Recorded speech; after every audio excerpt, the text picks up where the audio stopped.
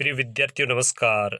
मैं हूं प्राध्यापक शांतिलाल बिश्नोई और आप देख रहे हैं SLB Hindi tricky YouTube channel.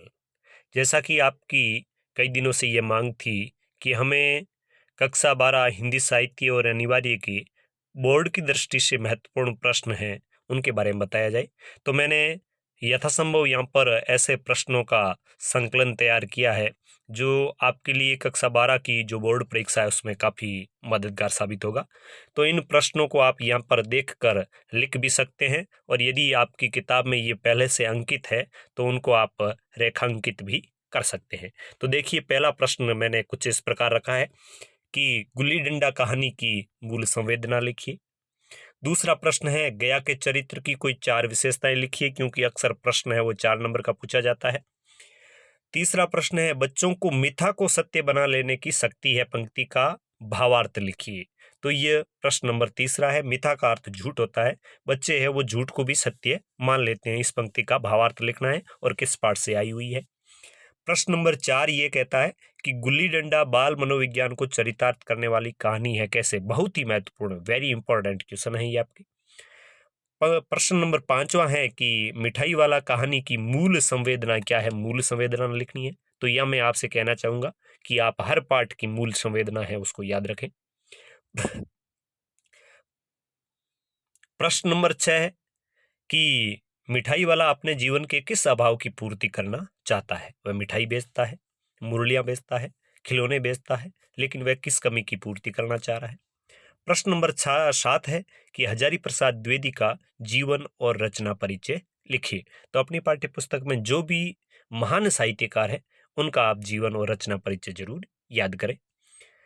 प्रश्न नंबर 8 देखिए, प्रश्न नंबर 8 यह है कि शिरीष के फूल नामक निबंध है वो किस संग्रह से लिया हुआ है, तो यह भी आपको बताना है। 9वां प्रश्न है शिरीष के फूल निबंध से हमें क्या संदेश मिलता है। 10वां प्रश्न शिरीष के फूल पाठ में किन किन मानवीय मूल्यों का चित्रण हुआ है। तो ये इस प्रकार 10 प्रश्न की बात अपने हो गई, लेकिन शिरीष के फूल जो शीर्षक निबंध है उससे मैंने प्रश्न ज्यादा बनाए हैं क्योंकि ये पाठ बोर्ड की दृष्टि से बहुत ही महत्वपूर्ण है। प्रश्न नंबर 11 पेट जो न कराए सो थोड़ा है, पंक्ति का क्या आशय है। तो ये जो मुरली वाला पाठ है उसी में से है, हमें मिठाई वाला पाठ में से। फिर प्रश्न नंबर 12वां है मिठाई वाले की जीवन की करुण कथा क्या थी। मतलब ऐसी क्या करुण कथा थी उस परिवार के बारे में, उसके परिवार के बारे में लिखना है। फिर शिरीष के फूल में से ही है न ऊदो का लेना न मादो का देना, इस पंक्ति का क्या अर्थ है। फिर शिरीष के फूल पाठ में से है पदम सहित भ्रमस्य पेलवम शिरीष पुष्पम न पुनः पतित ऋणाम। मतलब शिरीष का फूल है वो केवल भंवरे हैं उनके पैरों का कोमल दबाव सहन कर सकता है, पक्षी का या पक्षी के पैर का भार है वो बिल्कुल सहन नहीं कर सकता। प्रश्न नंबर 15 कहता है धरा को परमाण यही तुलसी जो फरा सो झरा जो बरा सो बुताना, इस पंक्ति का भावार्थ लिखिए। मतलब ये पंक्ति नश्वरता की ओर संकेत करती है कि जिसने संसार में जन्म लिया है उसको एक दिन मरना भी है और जो आया है उसको जाना भी है। यही धरा का यानी यही सृष्टि की रीति है। प्रश्न नंबर 16 कह रहा है कवियों की तुलना की है, शिरीष के फूल पाठ में से है वयम अपि कविय कविय कवियस्ते कालिदास, पंक्ति किस संदर्भ में प्रयुक्त हुई है और इसका क्या अर्थ है। फिर शिरीष के फूल में से प्रश्न है दिन 10 फूला फूल के खंकड़ भया प्लास, कबीर ने यह उक्ति किस संदर्भ में कही है।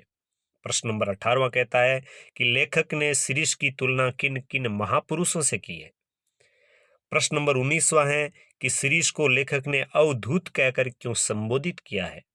और प्रश्न नंबर 20वां है हाय वह अवधूत कहाँ या अवधूत शब्द किसके लिए प्रयुक्त हुआ है। तो यहाँ पे आप कहेंगे कि सर आपने तो शिरीष के फूल पाठ में से बहुत अधिक प्रश्न बना दिए, तो मैं कहूँगा कि हाँ, इस पाठ का प्रत्येक प्रश्न और प्रत्येक पंक्ति बहुत ही आपके लिए महत्वपूर्ण होने वाली। प्रश्न नंबर 21वां पाजेब कहानी में बाल मनोविज्ञान का सजीव अंकन हुआ है कैसे, बढ़िया प्रश्न है। पाजेब कहानी का ही दूसरा प्रश्न है अपराध के प्रति करुणा होनी चाहिए, रोष का बिल्कुल अधिकार नहीं है, इस पंक्ति से लेखक का क्या आशय है। तो बहुत बढ़िया प्रश्न ये भी है। फिर प्रश्न नंबर 23वां आलोपी पाठ में से है। गिरा ए नयन नयन बिनु वाणी। गिरा ए नयन, वाणी है लेकिन आंखें नहीं है आलोपी के, नयन है लेकिन वाणी नहीं है रघु के। तो लेखिका ने ऐसा क्यों कहा? प्रश्न नंबर 24वां, आलोपी का कर्तव्य में वज्र और ममता में मोम के समान हृदय ही पर्याप्त होना चाहिए, इस कथन का क्या अर्थ है?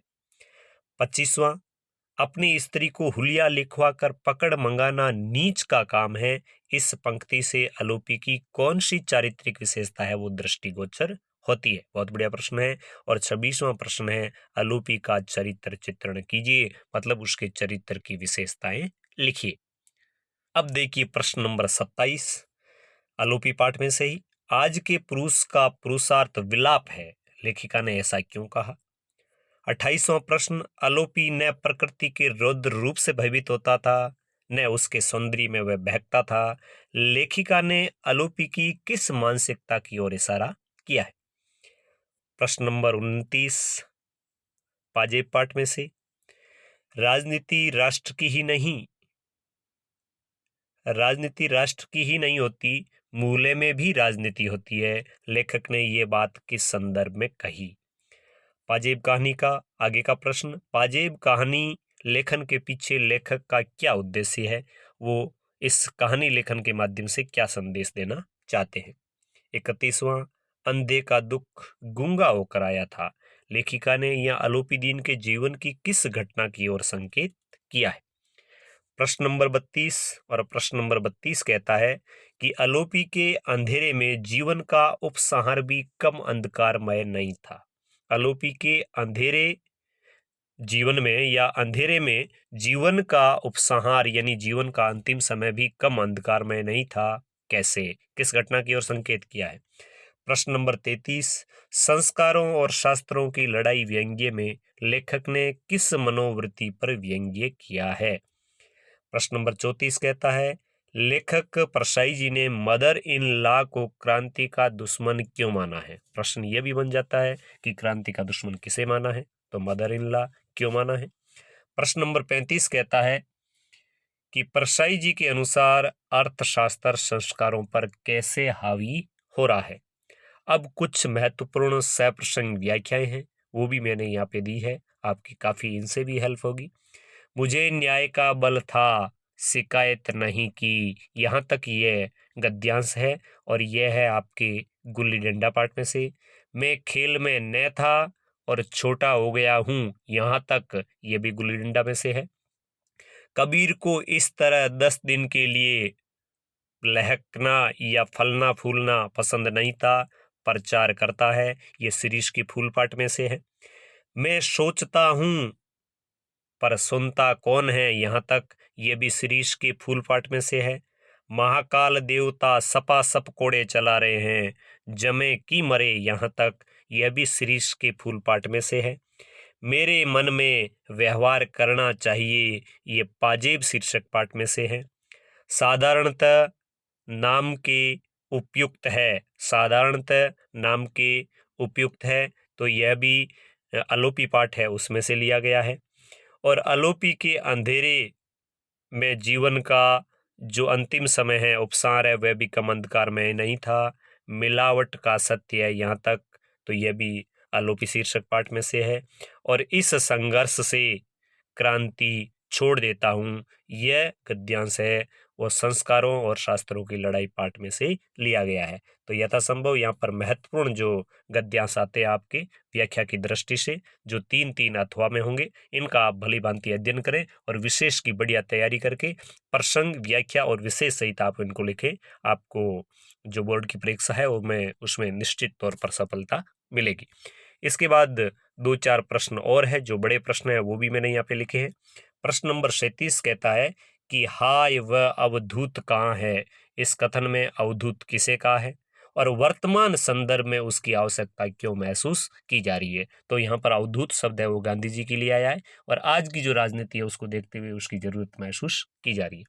प्रश्न नंबर 38वां, संस्कारों और शास्त्रों की लड़ाई व्यंग्य में लेखक ने नारी मुक्ति का क्या कारण बताया है?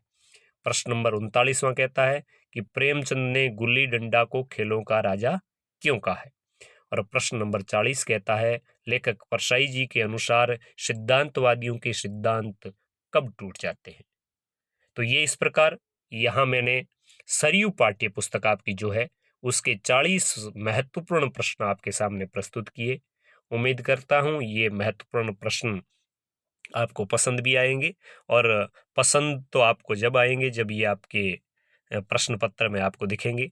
तो मुझे पूरा यकीन है कि ये जो प्रश्न हैं इनमें से अधिकांश प्रश्न आपको प्रश्न पत्र में मिलेंगे। आप इनकी अच्छे से तैयारी करें और इन प्रश्नों को अपने अधिक से अधिक विद्यार्थियों तक शेयर करें। चैनल को लाइक करें, शेयर करें, और यदि चैनल पर आप बिल्कुल नए हैं तो चैनल को सब्सक्राइब करके बेल आइकन का बटन दबाना नहीं भूलें। अन्य पाठ्य पुस्तकों के महत्वपूर्ण प्रश्न हैं उनके साथ जल्द मिलते हैं। तब तक आज्ञा दीजिए। नमस्कार। जय हिंद।